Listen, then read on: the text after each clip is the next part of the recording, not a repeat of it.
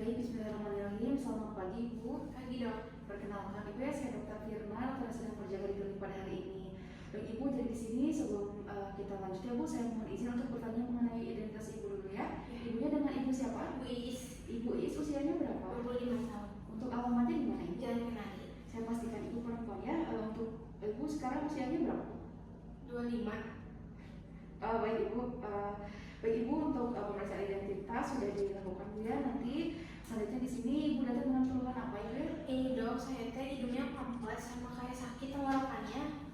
Oh baik Ibu, kalau begitu saya akan lakukan pemeriksaan Bu ya. Nanti saya akan lakukan pemeriksaan pada hidung dan juga tenggorokan Ibu. Mungkin nanti saya akan memasukkan Ibu beberapa alat kepada hidung dan juga mulut Ibu. Mungkin pemeriksaannya tidak sakit ya Bu, insya Allah. Namun akan saya minimalisir ya Bu, karena akan sedikit tidak nyaman. Apakah Ibu bersedia? Bersedia. Baik, kalau begitu sebelum pemeriksaan jangan lupa kita untuk mencuci tangan terlebih dahulu dengan lambang WHO.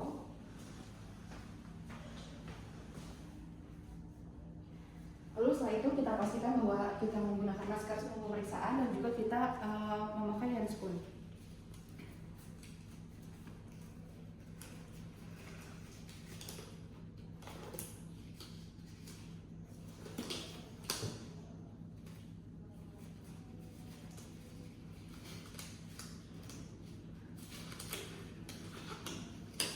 Lalu sebelum pemeriksaan kita pastikan bahwa alat yang akan digunakan dan juga bahan untuk pemeriksaan sudah disiapkan. Di sini ada headlamp, kemudian juga ada kidney basis, kemudian di sini ada tong spatel, kemudian juga ada laryngoscope, ada pen light, dan juga ada spekulum serta kaca laring dan ada kaca steril. Lalu setelah itu kita lakukan persiapan. Yang pertama di sini kita minta pasien untuk duduk. Ibu, punten Ibu ya, silakan duduk. Kemudian di sini kita duduk. Pemeriksa duduk di depan pasien berhadapan. Lalu kemudian di sini yang pertama yang akan kita lakukan adalah kita akan menggunakan alat. Yang pertama kita pastikan bahwa kita akan menggunakan headlamp terlebih dahulu. Lalu pastikan bahwa ukuran headlampnya ini sesuai dengan ukuran kepala kita.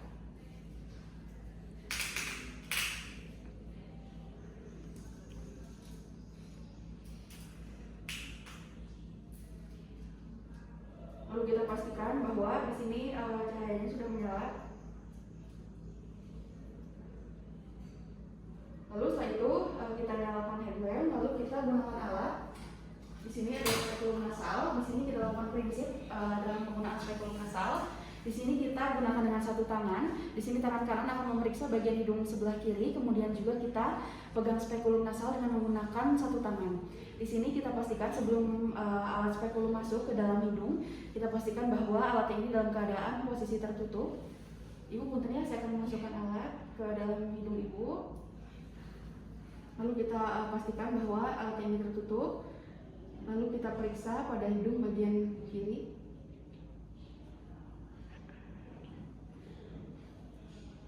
Baik, di sini kita masukkan. Lalu bagian dari telunjuk ini akan memfiksasi. Kemudian kita buka. Lalu kita lakukan inspeksi pada lubang hidung pasien. Di sini kita lihat bagian kafum pada septum nasi pasien. Di sini apakah terdapat adanya deviasi atau tidak. Kemudian kita lihat pada bagian rongga hidungnya apakah dia menyempit atau lebar, kemudian juga apakah berbau atau tidak, dan juga apakah terdapat adanya polip ataupun tumor. Lalu selanjutnya di sini juga kita lakukan pemeriksaan untuk menginspeksi apakah bagaimana mukosa pada septum kafum pada pasien, apakah terdapat hiperemis, kemerahan. Lalu kita juga lihat pada bagian konkav pada pasien apakah bagaimana ukurannya. Kemudian juga bagaimana warnanya, apakah pucat, hiperemi ataupun kemerahan. Kemudian juga di sini kita lihat pada bagian meatus pada pasien. Lalu setelah itu alat setelah dimasukkan ke dalam hidung pasien lalu kita keluarkan juga dalam posisi tertutup. Baik, untuk pemeriksaan yang pertama telah selesai. Kemudian di sini selanjutnya kita akan melakukan pemeriksaan dari sinus frontalis pada pasien. Di sini kita lakukan pemeriksaan palpasi. Lalu di sini kita letakkan jari ibu jari kita di bagian alis atau di bagian lateral dari pangkal hidung pasien. Ibu punten ya. Ibu apakah terasa sakit? Baik, kalau sudah kita akan melakukan pemeriksaan pada sinus maksilaris pasien. Lalu kita tekan. Ibu punten apakah terasa sakit? Tidak. Baik, lalu selanjutnya di sini kita juga akan melakukan pemeriksaan transiluminasi pada pasien. Di sini yang pertama juga kita lakukan pada bagian sinus frontalis pada pasien. Di sini kita pastikan bahwa ruangan yang akan kita lakukan pemeriksaan ini dalam keadaan yang gelap. Lalu di sini kita akan menggunakan alat yaitu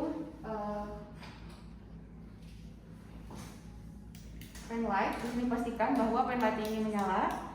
Lalu yang pertama di sini kita akan melakukan pemeriksaan pada bagian sinus frontalis, di mana kita bisa berikan cahaya atau kita letakkan senter pada bagian dekat alis pasien. Kemudian kita lihat pada bagian sinusnya. Lalu kita lihat di sini apakah bagaimana warna yang timbul pada hasil refleksi dari cahaya ini. Apabila hasilnya kemerahan, maka isinya udara. Apabila terlihat redup, itu artinya dalam sinusnya berisi cairan. Kita lakukan pada sisi yang sebelahnya. Lalu kemudian selanjutnya kita akan melakukan pemeriksaan dari sinus maksilaris pasien, di mana di sini kita minta pasien untuk sedikit menengadah. Ibu punten boleh diangkat kepalanya dan mulutnya boleh dibuka, Bu ya. Baik, lalu di sini kita akan berikan cahaya pada bagian dekat sinus maksilaris pasien. Lalu selanjutnya di sini kita akan melakukan pemeriksaan pada sinus maksilaris. Di sini kita minta pasien untuk membuka mulutnya. Ibu punten boleh buka mulutnya. Lalu pasien sedikit menengadah. Lalu kita berikan cahaya dari bagian dekat dari sinus maksilaris. Lalu kita lihat pada bagian kepala cenderungnya. Ibu punten kita lihat apakah apabila dia hasilnya warnanya ini kemerahan, maka terdapat udara. Apabila sedikit meredup, maka dia isinya cairan. Baik, Ibu sudah selesai. Selanjutnya kita akan melakukan pemeriksaan yang berikutnya. Di sini kita ada pemeriksaan lain dari bagian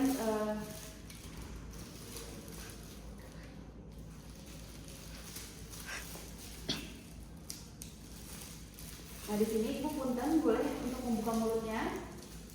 Lalu kita masukkan pen light ke dalam mulut. Ibu punten boleh di situ. Lalu kita lihat di sini juga bagaimana warna yang ditimbulkan dari cahaya pada pasien. Baik, Ibu sudah. Baik, untuk selanjutnya di sini kita akan melakukan pemeriksaan pada laring. Di sini kita akan menyiapkan. Di sini kita akan menggunakan alat manipulator.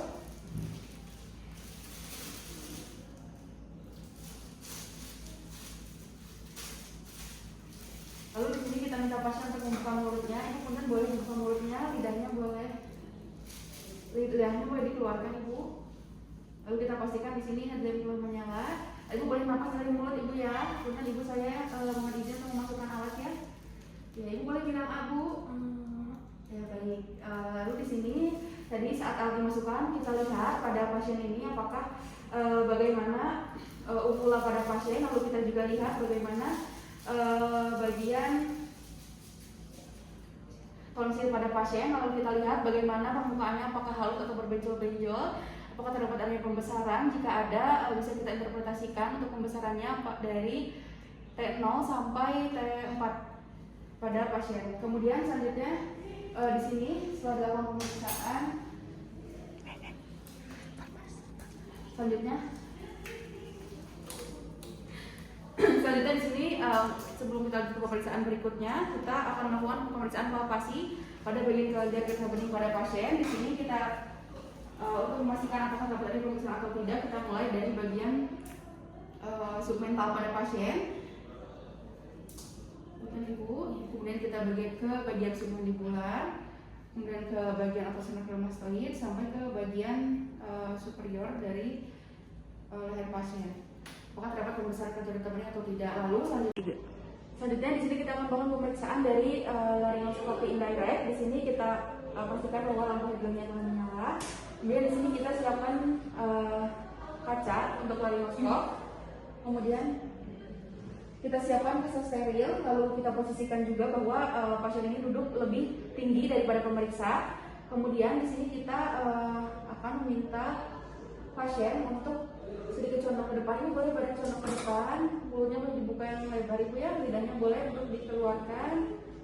Baik Ibu, saya mohon izin Ibu untuk memegang bagian lidahnya. Kemudian di sini kita masukkan alat kaca radioloskop, kemudian kita balikan. Lalu pastikan bahwa alatnya ini tidak menyentuh pada bagian dalam dikarenakan untuk mencegah adanya refleks muntah. Di sini kita melihat apakah terdapat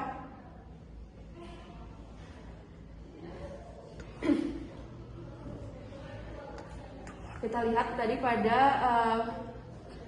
permukaan laringnya apakah terdapat adanya kemerahan ataupun tanda-tanda peradangan, dan juga kita lihat tadi bagaimana pita suaranya apakah simetris atau tidak, dan juga apakah terdapat granulasi atau tidak. Ibu untuk pemeriksaannya telah selesai. Ibu boleh kembali ke meja pemeriksaan. Baik, lalu selanjutnya pemeriksaan jangan lupa untuk kita melepas handscoon dan juga kita cuci tangan menggunakan 6 langkah WHO.